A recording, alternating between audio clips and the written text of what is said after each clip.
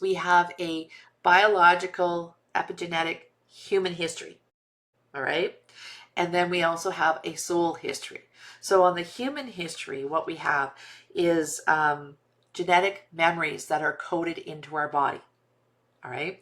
So everything that your parents experienced from the time they were conceived until, from the time that they were conceived until they had you, those experiences, because it's all chemical biology release, they're all coded into you. Okay. Everything your grandparents experienced from the time that they were conceived until they gave birth to your parent is also coded inside of you, and so on down the line. So all of human history from your genetic line has the foundational coding in your DNA. That's what makes up this DNA.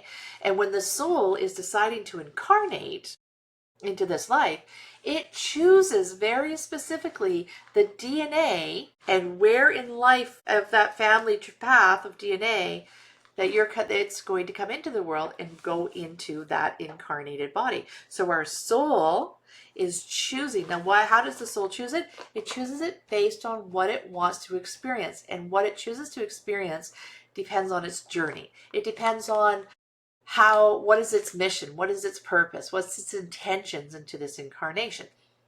And is it coming into, and a lot of souls at this point in time are coming in for the evolution of humanity, right? So they're wanting to go in and heal a lot of the human history that is held in our DNA.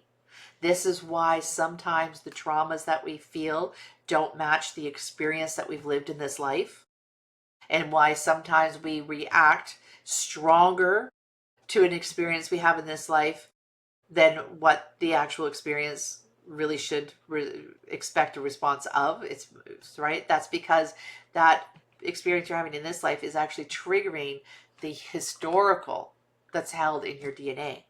Okay, so your soul actually plans for that, and is wanting to heal that genetic line in service to raising the collective. Because when you heal that genetic line, you not only are healing it for it, but when you heal your body, you don't just heal it for yourself, you actually heal it for your entire ancestral line, your DNA line going forward, as well as the collective consciousness that is currently here on the planet, right? Because once you heal that trauma point, it is now one less in the collective. You've changed the vibration entering into the collective, which affects other people. Okay, that's why under your influence, you are changing and healing others, not only just yourself.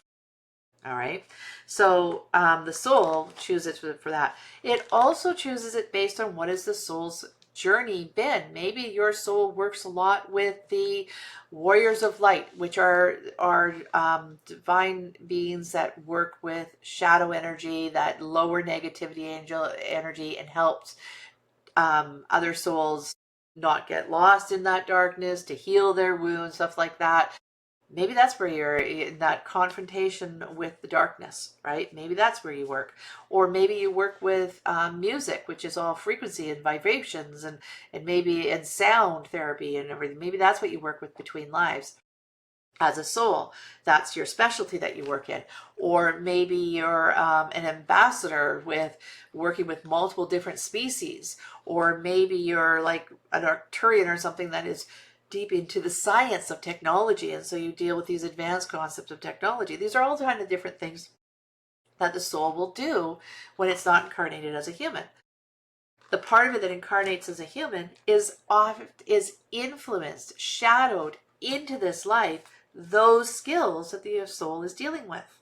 And so that all goes into the planning the soul has for this lifetime. Right?